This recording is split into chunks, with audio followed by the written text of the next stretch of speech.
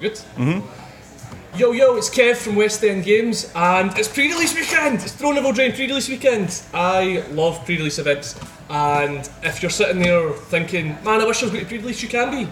We still have spaces on Saturday. Phone the shop, message the shop, come and hang out. I'm going to be here all day. Let's talk about pre-release, and if you want in, we still have spaces on Saturday. So what I'm going to do is I'm going to open up a pre-release pack, show you guys exactly what's inside the Throne of Eldraine pre-release packs, and hopefully get some sweet cards. So they've started doing these nice little slide boxes, which means once you built your deck, you can just stick it inside here for the rest of the event, which is pretty good. Now what you're going to get in here is you're going to get a promo card. Your promo card is going to be a foil version and date stamped to prove you were here at the pre-release. You can play this in your pre-release deck as well. So we've got a Sorcerer's Spyglass. Not the most exciting thing, but definitely a standard contender. So let's put that down. What you'll also get is you'll get a promo code for Magic the Gathering Arena, and that will get you 6 booster packs on your Magic the Gathering Arena account. So the 6 booster packs you get in paper, you're also going to replicate them online. And what you also get is a little spin down dice, so don't worry about bringing any pens and papers to pre-release. You've got a spin down dice, you can count your life total with that. Now, the best part of the pre-release is opening all the new products. So let's see what we get in our 6 packs. So I don't know, if you're like me, you're just going to skip straight to the back and find out what sweet rare you've got. And I got a really sweet one. There we go, there's the big mythic green boy. Anyone who knows me knows that I love playing these green creature based decks. So we've got the Questing Beast. So I'll be looking to draft green card, looking to put green cards in my deck, looking at all the good green cards, see how good of a green pool I've got. So I'm just going to thumb through them. We're not going to look at every card, we're just going to look at some good ones. Scorching Dragonfire, premium removal,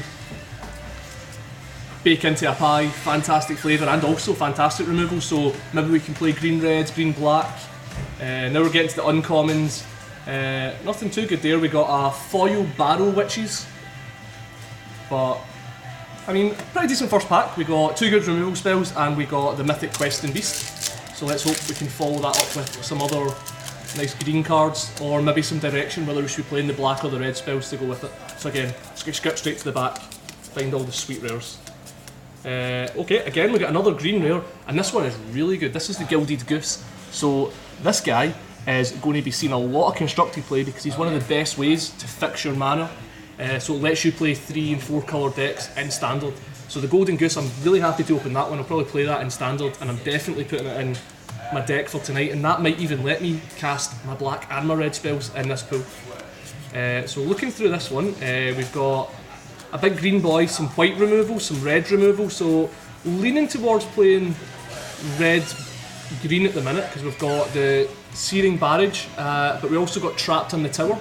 So what you're always looking for when you're playing Sealed is you're looking for cards that will win you the game, and cards that are going to kill your opponent's creatures that are trying to win them the game. So removal spells and big bombs are what we're looking for. So the fact we've got another red removal spell is making me lean towards red, and hopefully try to back that up with decent green creatures, which we now have a Questing Beast, the Golden Goose and the Paladin here. So our green creature base is really starting to fill out.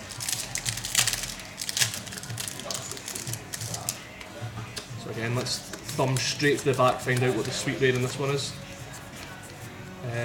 Okay, so like we were saying, we're looking at red. I think we're almost locked in on that, because there's our Opportunistic Dragon. So he's a 4 power, 4 mana flyer, who gains controls of permanents when he comes into play and kind of sits on them and takes your opponent's good cards away from them. So he's a way to win the game and a way to stop your opponent winning the game. That's exactly what you're wanting in Sealed, and he fits our theme completely. So we're wanting to play green fatties, red removal, and now we've got a big red dragon to back it up.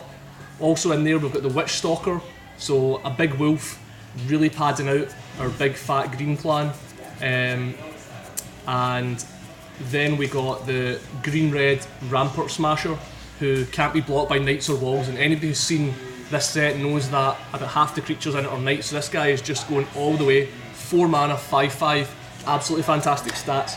So we're keeping our eyes open for ways to really buff up this green-red deck we're playing now. And remember, we still have that Gilded Goose, so hope we can throw anything else in there we want as well, because we've got ways to fix our mana.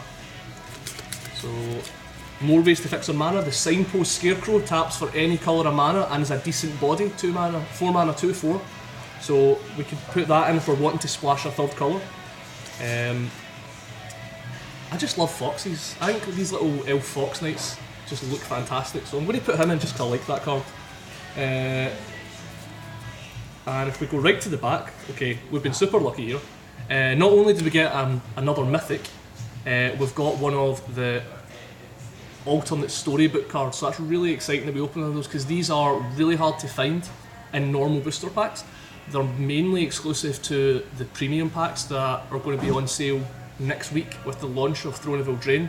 So getting a mythic in storybook form is actually like really exciting. He's also a really good one as well.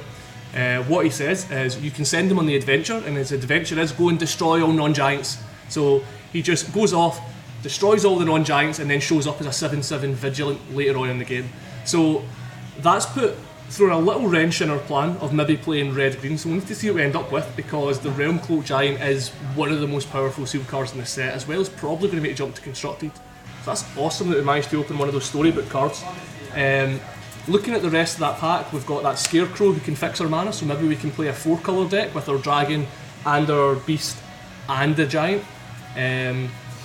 But apart from that, nothing else super exciting, but I mean you can't ask for much more after getting one of those storybook mythics. Pack number 5, so we're starting to go to the bottom here again, just run to the back, find all those sweet rares and mythics. Okay, we get another Sorcerer Spyglass, so not the most impressive thing for limited, but again, these cards always see play when they're in standard. They're a great way to disrupt people trying to do combos or kill you with obnoxious planeswalkers, so it's a nice one to own, but unfortunately not super exciting for what we're doing. We do get a spinning wheel though.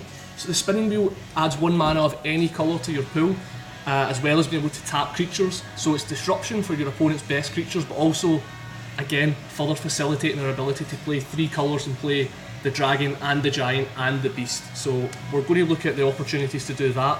And if we are doing that, we've got some white removal now. We've got Outflank, which deals damage equal to the number of creatures you control. So if we're playing this green creature-based deck, that can be good if we can splash it. Now,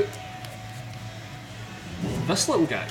I've played a little bit on Magic Arena, and this guy looks pretty innocuous, but he's done a lot of good work. For 3 mana, he's a double striker, 1 power, 2 toughness, which doesn't sound super impressive, but just the fact that he's got double strike means that if you can get that 1 power up to 2, and once you've got it to 3, he becomes unstoppable. Nothing can block him. There's so few creatures in this set with more than 3 toughness that this guy's first strike and double strike is just going to run through your opponent's board if you can buff him at all.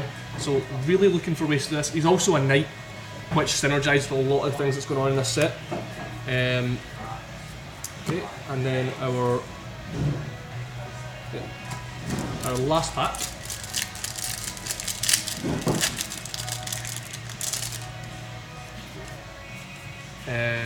There's another Searing Barrage, so that's onto our red removal plan.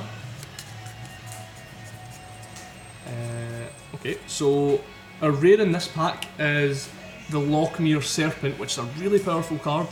It's a flash, 7/7 for 6, which is already fantastic stats, and then it's got all these ways to utilise the lands that are in play, so he can sacrifice islands so that he can go unblocked, he can sacrifice swamps to let you draw cards, and he also has this ability to keep coming back from your graveyard by exiling your opponent's graveyard.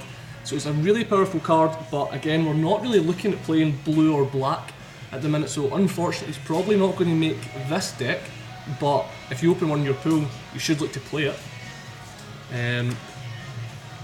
We have this guy, this Treefolk Druid. Now, I quite like this. He normally a 6 mana 6/5 is nothing exciting, but the fact he has this adventure, this new adventure keyword, allows him to do stuff in the early game and then eventually show up as a big fat 6 mana 6/5. So he's probably going to end up in our big green fatty deck along with our red and white removal and that Giant. Another card that's really impressed me is this Brimstone Trebuchet. So I'm probably not going to play it in this deck, but if you do end up with Knights in your pool, this card can do a tremendous amount of damage, so anyone who remembers Lobber Crew will know just how oppressive these things can be in sealed. So it does look like we've got a pretty decent deck here. Just to recap on the rares that we opened, because everyone, that's the exciting bit, isn't it? We've got the Giant, the Goose, the Questing Beast, we got the Serpent.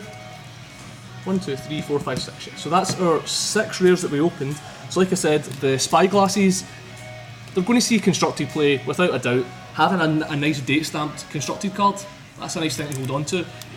But the exciting bit is these red and green cards and this storybook card. I still can't get over the fact I managed to open one of these on camera. That's awesome. And hopefully between the Goose and the Scarecrow and things, we can play all of these. The Serpent's going to have to sit on the bench. But I think between these and all the red removal spells that we managed to get and a Rampart Smasher, we've actually got a pretty decent core. So anyone who's coming to the Midnight pre-release, don't be surprised if you see me casting these spells against you tonight. Anyone who doesn't have a spot, get in touch with us. We've got space on Saturday, and for anyone else that's coming to the pre-release events, whether it's here or in another store, have a really awesome pre-release because they are a highlight of the Magic calendar, and I'm super excited to build this deck. Cheers.